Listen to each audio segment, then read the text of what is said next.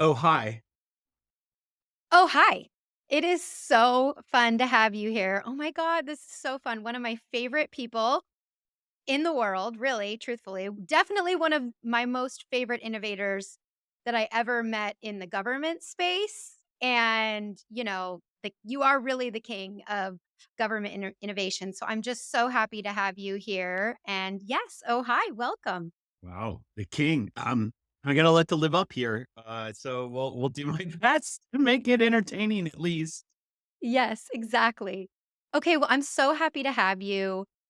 So much of the world has changed even since you and I have met, but it's been such a fun experience to go through those changes with you and someone like you who sees the world the way you do. And in the government space, I think people like you are so rare.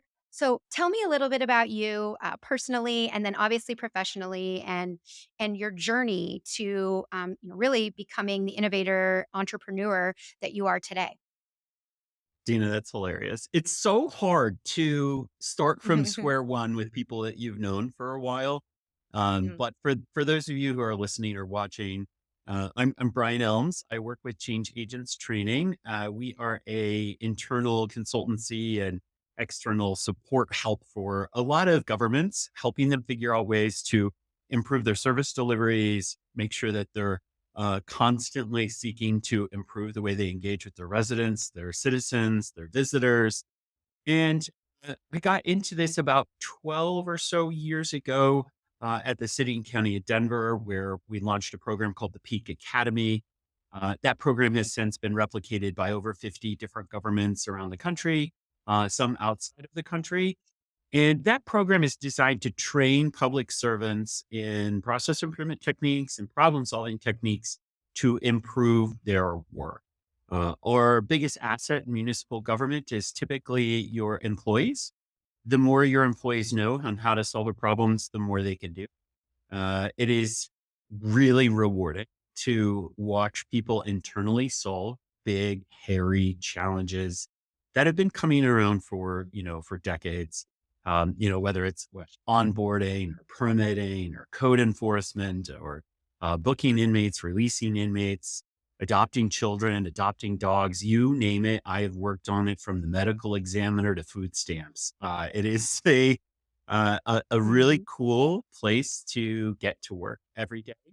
And I really dive into helping the employee unpack what's going on in their work, find the useless parts of their job, and get rid of them. And our goal is to help them get rid of the useless work, stop letting it suck the soul out of your job and out of your fun, and do things that have more value. I love it. And there's a lot of that in government. And so it is really needed. And I know that staff feel empowered and they appreciate the techniques and the advice that you provide. What was the first opportunity that you saw at the city of Denver where you knew you could make this kind of an impact? I know you've touched everything in the city side, and I think it's a great point to make because people often forget what local government does and Yeah. how critical it is and how important it is, and you just gave some specific examples, and there's thousands and thousands and thousands of them. But what was it that you saw first and knew you had a chance to make this and, change in local government? I don't I don't know if it was a single thing, but someone asked me the other day what got me into the world of process improvement and problem solving. And I was sort of thrusted into that. And I don't know, a lot of people know this story, but I think it was 2010 when an airplane skidded off the runway at Denver International Airport. And at the time, I was in government affairs and I had to respond to the incident and let our partner governments know what was going on. Well, when the airplane skidded off the runway, all the fire departments in the city and county of Denver sent additional trucks. They were driving down to get to this incident. No one was killed, by the way. It was a 150 souls on board. The plane skidded off the runway. A lot of people were injured, and a group of Denver city and county employees put people in the back of their cars and drove them to the hospital. because only one ambulance showed up. And Wow. because of that incident, I was then thrusted into this scenario where we were to blame for everything. And Mm. Denver Health, who runs the ambulance system and has some of the work there, kept pushing us to do a process improvement. And no one at the airport wanted to be part of it. And I, because of my relationship, was supposed to be part of it. So I was part of this training that we did to improve the way that we provided services from the ambulance side to the airport side. That got me into a whole new world of how to see process, how to see services, and how to design them. And because of that instance, I immediately started jumping into the world of process improvement and problem solving in a structured way. And I think instinctually I was always there, but it wasn't until I learned the technique on top of the instinct that it became more of an expertise. And I think that really drove to, wow, if I could do this with Denver Health, the airport, and the city and county of Denver, what could we do for the entire city and county of Denver? And at the time, we were in a massive economic crisis. And so we were cutting budgets like nobody's business. And in cutting budgets, we started cutting back on people. We started cutting back on training opportunities. And so when we launched Peak Academy, it was basically an effort to win back the employees' trust. And our idea was if we invest in them and invest in their problem solving, we'll watch the flourishing take place. And, you know, the rest is history, right? 20,000 people trained, $60 million in savings. Like it has significant financial impact and significant employee impact, especially in Denver, but all over the country. I love it. I think one of the things that you and I had talked about at some point, maybe it was during the pandemic, was sometimes it's hard to measure what that impact is. And the work that you do, you've been able to do that. And I think with the work that I've done with citizen engagement and social media following, I'm always like, I wish I could put a number on that. Like, I wish I could, and you can show the impact in a lot of ways, but I didn't always know how it translated because that's the sell, right? Especially in government, right? If I can save tax dollars or drive new revenue, whatever that looks like, that's really, where the success happens. And what's interesting and what you talk about, and I think what you and I have also in common is that you quickly realize that this is something scalable, right? These weren't just problems that you saw in the city of Denver. These are problems that exist in every city across the country, right? And Yeah, so it's not I just in really government either, Dana. Like I experience the same scenarios in all of my private sector clients. Onboarding is a challenge. Hiring people fast enough is a challenge. I worked with a Fortune 500 that had 7 approvals in order to get an offer letter out the door. And because they had right. 7 approvals to get an offer letter out the door, they were losing hirees because other companies were beating them to the punch. And I just remember going through a change with them, and we landed on no money, no tech, and using literally a mail merge, and we cut 6 days out of their process. Right. Oh, I know. I remember talking to you about this with just printing costs or, Oh, I remember we had a discussion about interoffice mail one time because during the pandemic, I realized there were triplicate forms in our HR department. Why were there triplicate forms? I don't know. But beyond that, there was interoffice mail that was being used to move them around. And yep.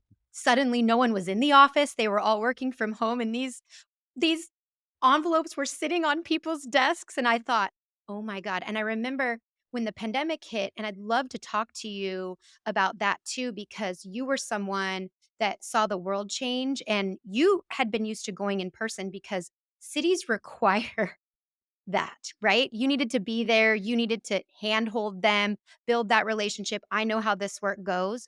And when the pandemic struck, government really was stuck because they were so used to operating that way. and you had to change not only the way you were training, right? But then you had to figure out how you were going to be communicating with cities. And we started virtual innovation sessions with you using Microsoft Teams. And I know a lot of cities at the time didn't even know what Microsoft Teams was or a Zoom meeting. And so you came right an avalanche of all the things that you'd been thinking about preparing cities for, and then we were met at a point in time with a pandemic that forced us into that space. And I remember I called you first because I thought, who besides me telling them, oh, well, Dana's been telling us we should use virtual meetings and Teams for a long time, right? And I can tell you until I'm blue in the face. But for some reason, your perspective on the outside, having lived this in a city space and then scaling this to other cities and your experience across the country, you have that expertise. You could come in and say, hey, why are you doing it this way? Here's the way we're going to survive this pandemic. And you were someone that really I called on to help us navigate that too. And you came and joined, and you could easily, as an outsider, say, wait, you do what? You have, again, how many steps in your process or whatever. And so, talk to me too about how the world change in the last 4 years, especially, has quickly escalated the training you do and the work within cities, right? And what are those barriers that you still run up against? The idea that everything has to be done with a button, a seat, has always thrown me off. Mm, And that performance and work takes place when you're seated also throws me wow. off. That is Yeah. a white collar belief. Mm, No blue collar work is done in a seat. I mean, some of it is when you're driving a lawnmower, you're driving a police car, you're driving a dump truck, but most that doesn't take place in the office. 50% of a municipality typically is done and performed in the field. So anyone who is of the mindset that people are sitting and getting work done is completely wrong. It also shocks me how little people have understanding for where their people work.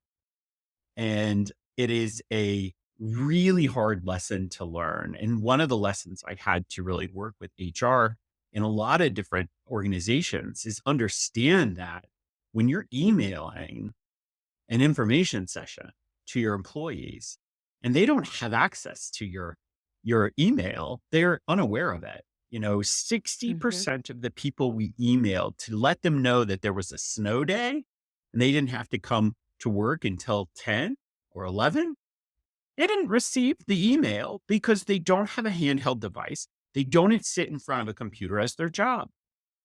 It was Wow. really eye-opening. So that's number 1, breaking this understanding that you have to be seated to watch, to learn, to do anything drives me insane.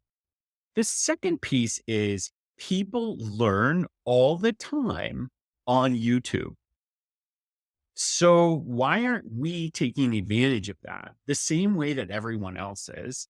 When the pandemic happened, I had 2 or 3 clients who really pushed me to build out all of our training so you could watch it anywhere, anytime, totally on Yeah. demand. And because of them, we built, 250 different modules that you can watch in a patrol car. You can watch when you're in the field. You can watch at lunch while you're eating out next to a fountain. There are so many ways that you can interact with people that don't have to be forcing people to come to this specific place, this specific time. And that's where the magic happens. It Mhm. doesn't happen that way. And all of the research in where good ideas come from or where change takes place, it usually takes place in informal meetups, informal collisions. And because of that, you want to create an environment that allows for it. So one, we stopped flying. I don't do a lot of in-person trainings. I did one this week. I haven't done one in 3 years. So that was cool. I got to relive those days. I also forget Yeah. how tiring that is for a facilitator and Right. for it's just exhausting. And I came Oh my home god, and I and was how a much time slug. you save. Yeah. Oh, yeah. I was, But I think was, about how much time it takes. We used to talk about that with just getting in your car and driving to the office well, and versus I'm just flying to how you, right? It's right, even right. worse. It's, I mean, Right. the Oh, yeah, amount of completely. time that you're sucking to get people to the right place, it it Mhm. absolutely drives me nuts. So yeah, we moved Uh, all of our stuff online. We started colliding in Zoom. We challenged people to come to informal meetups. We challenged people to do all sorts of stuff. And what's cool because of COVID, I think I'm more into changing the way that we do things. And because of COVID and how it sort of flipped a switch in my brain where people learn, people learn on demand. People learn when the challenge is happening, not always before the challenge is taking place. If you have a broken pipe, Dana, you Google, how do I fix this leak? Well, I want you to be able to do that with, how do I speed up this permit? How do I hire people faster? How do I do yep. this? And I want you to be able to see a video where we're interacting with people at the same challenge. The same challenge that you had when you were working in Arizona is the same challenge that I had in Denver. It's the same challenge they have in Pittsburgh. It's the same challenge they have in Port St. Lucie, Florida, right? It's very, Yep. very similar. Uh, and we all go through this, weird understanding that we think we're different when the similarities are glaring, Right. glaring. Oh my god, so many things to touch on. I wanna go back to the butts and seats because I think about this all the time. We couldn't figure out originally why our 311 system, our issues were hanging open so long, and it was literally because streets workers were not they did not have smartphones even in their personal lives. Not only were they Yep. not given them at work to Yep. use at work, they did not have them in their personal lives, and all it was a simple training of light bulb moment, right? Oh, we need to go back to them and empower them and teach them how to close out the issues, right? And I remember that so clearly and thinking, this is, you have to understand what you're working with. And these are complex. Oh, nothing is more complex than a city organization. You talked about you've got patrol cars and police officers, you've got garbage truck drivers, you've got streets workers, you've got, you know, people that are in an office, some that are not. And some that are that you probably think nowadays shouldn't be.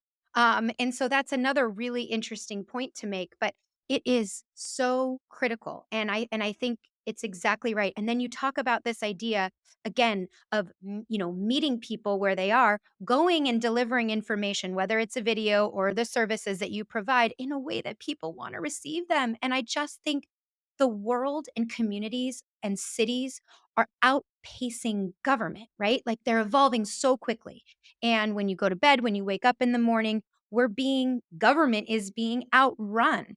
And it's not hard to figure out that because people are living their lives online and like you said, they want to watch a YouTube video or they want to pay a bill with two clicks in their hand, they're not going to drive into City Hall to pay their utility bill anymore. I mean, that is on a rare occasion. And yet we build systems or keep and hold on to systems for that one person that might still drive in and drop that bill off. Right? You see The this all the time, I know, I mean, you know? October 1, the county, Jefferson County, Alabama, launches an online business licensing portal where all businesses in Jefferson County, Alabama, for the first time, will be able to renew their licenses online. It is going to save them hundreds of thousands of dollars, but it's also Mhm. going to increase the amount of money that they receive in taxes. And we're estimating that they are going to receive an additional $5 million this year just because they've made a system easier. Yep. It's really, really cool to see. But they were one of those people where you had to come into the courthouse to get your license. And at the courthouse, you would pay your tax bill and then they would give you your license. Really, really fascinating, super old school way of doing it. Not Sure. unusual way of doing it. And now they're going to be able to do that October 1. What's really cool, Dana, is I keep seeing this everywhere. I don't know if I wholeheartedly agree with you that government is outpaced. I don't see a lot of for profit companies that thrive in customer Good point. service. Mhm. whether you're Mhm. Comcast or United Airlines, you do not Mhm. thrive I mean, look at Delta. I mean, Delta Airlines completely failed a few months ago. And then, last Christmas, it was Southwest, the company who everyone says is the best customer service company in the country, completely failed at getting people to their loved ones over Christmas. I see so many challenges in the private sector that I see in the public sector. The thing I'll Mhm. tell you what I think they have in common: bureaucracy. The larger the company, the harder it is to move. The more Yep. people, the harder it is to perform. And Yeah. I see that yeah, those in organisms sort government of, too. yes, Mhm. absolutely. I heard somebody say to me once, the larger the city, the bigger the problems, right? The silos start to exist where you Yep. have police departments living completely on their own, separate Yep. from any relationship with the mayor's office, right? In a Yep. tiny town, you're not going to have that, right? But so you're exactly right. Those are the same similarities that you see in the city space. Some cities that are really far along, right? Like just like companies and corporations or brands that are long established and they're a household name, and other cities that are just getting started in this work. I do a lot of data work within cities, and you see it runs the gamut, right? Cities that have long-standing systems already in place that are so far down the road, you're going to have to take a different approach to move them than some of those that are just thinking about this for the first time, right? And so I guess it is true that that would be the same with large corporations and companies and in the private sector. Yeah. Think about Denise in South Bend. And Mhm. Denise's ability to navigate that city. Denise is the head of IT and innovation for South Bend, Indiana. She has one of the most sophisticated 311 systems I've ever seen in my entire life. She has one of the most sophisticated CRM systems that they hand built, and they are responsive. You want to see a city that responds to people well. South Bend, Indiana. I mean, Yep. would you have thought of that, like, off the top of your head? Well, I would've because they had this mayor, Pete Buttigieg, who I'm a big fan of, and we were fortunate enough in Gilbert to go through the Bloomberg Harvard City Leadership Program with him, and so I am aware that they are on the forefront. Also, believe it or not, the current mayor of South Bend, Indiana, used more data points in their state of city address than any city in the country, in the last year. So it makes sense, right? But no, would it be in the cities that would first come to mind? Definitely not. But it makes sense why, right? I think what's really cool between Mayor Pete and Mayor Jim, uh, and Santi and Denise, they've had a tradition of putting in really forward-thinking people in times of crisis and in times of non-crisis. And because of that, they never battled in what they were doing. They built on other people. And I think Oh, when you I love that. see success, whether it's a city, whether it's a company, it's the old team isn't the enemy. We're going to build on what they did versus Mm. tear what they did down. I see this in government Say it more than again. anywhere Say it. else. Yes. Say it again. Say it again. We create enemies of the previous administration. And then we tear everything that they did down as opposed to building it to be better. We don't think in terms of, hey, this is a place where we want to continue success. We do this like political thing where we blame them. Oh, yeah, they didn't do well with food assistance. We're going to do better. Instead of they did these really cool parts with food assistance really well. We're going to build on it. Oh, the last administration failed at homelessness. When you're blaming the last group, those people still work there. So when you go to try to make change, you have to convince the people who you just villainized to try to help you. And Wow. I see this in government more than the private sector. In the private sector, I have seen a new boss take over and destroy the company because of everything the previous person did, and they let everyone go. I have seen, but in more cases in government, you have this adversarial understanding of the election instead of a building on. Yes. Success is built. And I think you are spot on, and I see this in cities everywhere. When they lose that vision at the top or the mayor, everything seems to stall with it, or the mayor leaves, they take their leadership team with them, and everything is stalled. So the only way to drive true, sustainable, innovative change through an organization is to get to the bottom, right? And Yeah, it's important to have that at the top, and you're right. That vision at the top should be a long-term vision, even if you're only there for hold that seat for 4 years. But cities, I think, are really struggling with this. And I just said to someone the other day, I said, 2 things that all cities have in common, residents and a mayor. And all cities have these 2 things, right? And there's oftentimes a disconnect between these 2 things. What do the residents really want? What does the mayor think they want, or what does the mayor want, right? So bridging that divide and arming the mayor or whoever's at the top with what the residents really want is so critical, right? And that should continue regardless of a new mayor comes in, a mayor goes out, because guess who's still there? Those residents, just like those employees that you just mentioned, right? And so I'm always really focused on trying to understand and figure out, how do you get that sentiment and understanding and kind of fuse these things together to bridge that gap between. And now I think it's being even more driven with technology, right? You're kind of at the center of, you've got this mayor and the leadership, you've got your residents, and then you have technology over here, and you're kind of in the center of, like, how am I going to pull all of these things together, right? This is the stuff that I think about. But God, you hit it on the head, because how are cities going to continue to move forward if we can't figure out a way to, regardless of mayoral change or leadership change or a council, because sometimes it's not just the mayor, but it's like you said, these elections or the politics of it change. To me, the residents are still there. The people are still there, right? And it's highly unlikely that that is changing that quickly, overnight, even though we know we see the pendulum swing back and forth. But at the end of the day, local government is still providing critical services, and these aren't political services. I always say, it's like, you want your toilet to flush, your trash to get picked up, your lights to turn on. Like, don't we all have these things in common? You know? So I think it's just so critical, and I think it's standing in the way of progress for cities. oh, completely.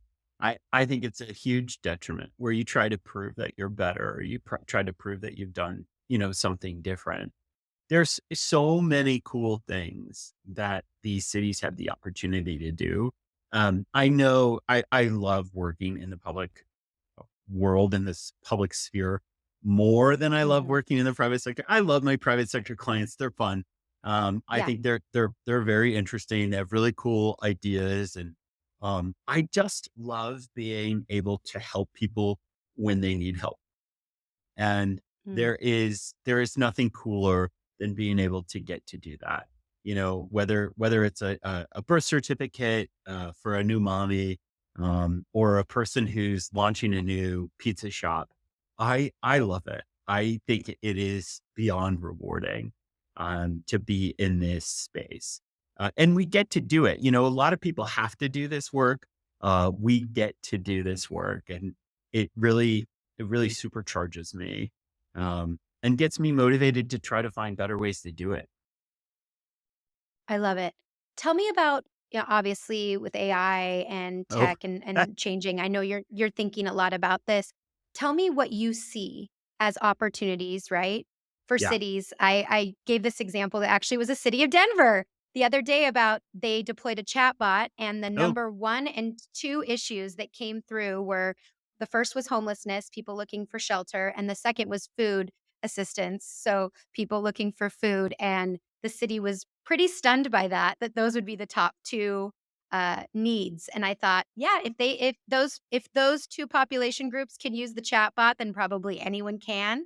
But I'm hearing that a lot of cities are being offered the tech, but they don't know how to implement it. They're mm, just they're stuck, and there are now companies like Granicus who are saying, "Hey, we will deploy text messaging services, chatbots for you." A lot of that they already provide their website providers are for these cities, and they're offering these new tools, but they're finding that cities are hesitant to actually deploy them. Does that surprise Hmm. you? Um, AI surprises me every single day. So I'm not necessarily shocked. I launched an AI company about 6 months ago to help with problem solving. What I keep suggesting to local governments or to anyone, if you're using AI to come up with ideas, that's okay. But you should be using AI to reduce the amount of workload you have, to help save money with the services that you're providing, to figure out how it's going to either help our customer get access to something faster, help us do something faster, or help us eliminate something. That's really what you should be looking at. If you're putting a ton of money into AI in your local government, I think it might be a mistake. You should be seeing it as a way to save money. Uh, Absolutely. and it it And it help it k you and I think help people, help us, help me, you do our jobs better, yeah, faster, open us up time to do other things. I mean, absolutely. again, right? It's a tool in our tool belt to embrace, right? And I think you articulated that perfectly. And I hope that people listening, especially in the government space, will listen because I think you saw this happen in a lot of cities too around innovation. Just hiring a chief innovation officer doesn't drive innovation into your Well, organization and it your it culture, actually can stop innovation. As a former innovation director, I know all too well the biggest barrier to innovation is. right? It's not a position, it's a way of thinking, it's a culture change. And Yeah. I think this is the same example, right? Saying, "Oh, we're gonna," like you said, invest in the technology or hire a position is not gonna get you there, right? Well, I also And think it has a lot of it reminds me a lot of the Smart Cities initiative, where people are selling things that you don't need. And I think as government employees, as government people, or even in the private sector, think about why you need this, not how cool it is. Does this reduce the time it takes me to perform this service? If the answer is yes, then you should look at it. Does this make the service have better quality? If the answer is yes, then you should look at it. Will this save us money because of those things? If the answer is yes, you should take a look at it. If the answer is no, but it's really freaking cool, maybe you should just play with it. And I I I love that. I get driven nuts by AI companies coming to me and they're selling nonsense. They're absolutely selling nonsense. What I developed in our company Riverward, the idea is reducing the time it takes to get discovery, reducing the time it takes for us to build process maps and flowcharts, reducing the time it takes for us to argue about what it looks like in real life, reducing the time it takes for us to analyze it. That helps us to the tune of 50 to 60 hours on a normal project. I'm now doing in 2 hours. That to me is the selling point of AI. If you're Yes. using AI to help you deliver services, I'm a little nerve wracked about because I Yeah, think, it's helping you to improve what you're doing, right? Like the first thing I thought of is how can this help me, right? As I'm building a business or yeah, serving clients, or how can this help me to do what I do better? And so that's how everyone should be thinking. And I mean, I wish and they and I know were, it sounds Dina. simple. Yeah, I I wish know. they And were. it It's sounds not happening that way. I mean, I have mhm, seen so much vaporware, it is nauseating. I've also mhm. had companies come to me and pitch me ideas of what their AI could do. Well, that doesn't solve a problem. Look, if a chatbot solves a problem that reduces your call intake on 311, boom, that's a great idea. If a Yep. chatbot helps connect people to the right department faster and gets them a license quicker, boom, that's a great idea. But if a chatbot is just another avenue into 311 and your hold times are still 9 minutes, it doesn't matter. Mhm. Well, I know for us in 311 in Gilbert, we eliminated our call center 12 years ago and forced everyone to use the app, and everyone thought we were crazy. But I'd like to say it wasn't crazy and it was successful, and we had the most people on the 311 system at the time. It was See Click Fix that had ever downloaded their app, and they're like, "What did you do?" I'm like, "Well, we forced them to."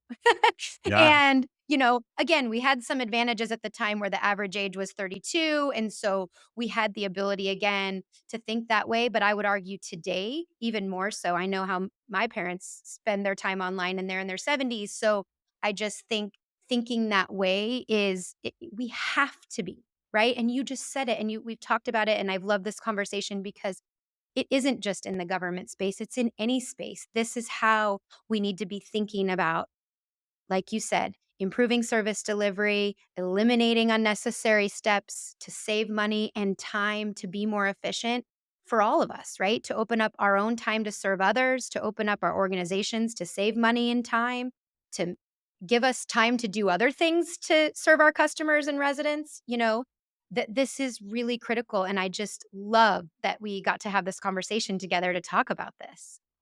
Dina, Now, it's so before, much fun. This is like why I get up in the morning. I get to do this on a daily basis. Whether it's the city of Seattle, whether it's the town of Louisville, it doesn't matter. It's so much fun to work. awesome. Well, it has been such a pleasure to have you.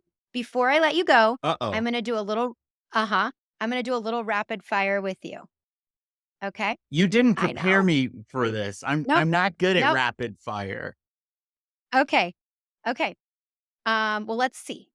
So, okay, what gets you out of bed in the morning? Oh man, what gets me out of bed in the morning is knowing that we're going to be able to deliver a birth certificate on demand to a new mommy uh, the day she asks for it, knowing that people don't have to drive to pay taxes anymore. I love it. Okay, what's the best piece of advice you have for other innovators or entrepreneurs? Training, training, training, training, training, training. The more training you get, the better off you're going to be. Find really, really good, high quality training to get you using technique over instinct. Mm, I love that. Okay, and finally, where do you look for inspiration? Oh my gosh, my daughter, inspires me all the time. She is such a prolific writer, super like tear inducing child. She posts every day about a new band that she has found, and her Instagram, Whiny Girl. Whiny Girl Instagram is fantastic. Every day, it's a new song and why she likes it. Oh my Uh, God, I love it that. is it is really, really fun. The last piece of inspiration that I will tell you is I teach at UNLV, and I get to teach in undergrad and in graduate school. I've never seen such a thirst for knowledge and information in undergraduate and undergraduate students. It is so life affirming to watch them go through our courses to turn in just phenomenal writing in terms of how they see the world, the hope and the opportunities that they find in simple things. And I think if everyone was teaching in high school or in undergrad or at grad school, I think they would see that too. I love it. As a daughter of 2 teachers, a former teacher myself, and a mother to 2 daughters, I feel you as far Yeah. as inspiration. So I couldn't agree with you more. And it has been so fun to have this conversation with you. Really, truthfully, you have been such an inspiration to me. And so I'm just so grateful to have met you along this path that we're forging forward and still trying, right? And I think it's just so important and more critical than ever. So thank you for taking the time, and I look forward to everything that's to come, and hopefully we get to do some of that together. I love it, friend. Thank you so much for having me. I hope you enjoyed this episode of the Ojai Stories podcast. Please leave us a 5-star review on your podcast platform of choice, and stay tuned for more episodes coming soon. And visit our website at ohaicommunications.com.